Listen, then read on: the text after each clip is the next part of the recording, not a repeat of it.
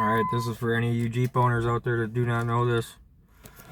You put your key in the ignition.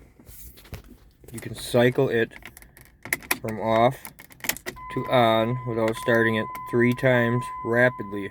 And I mean rapidly. Let me do that again. And you will get a DTC report. Ooh, look at that. Tells you all your check engine codes.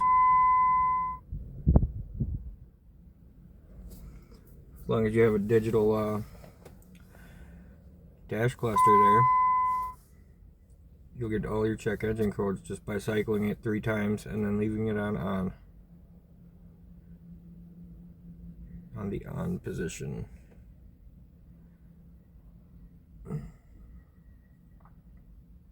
And when it's done, it will say done.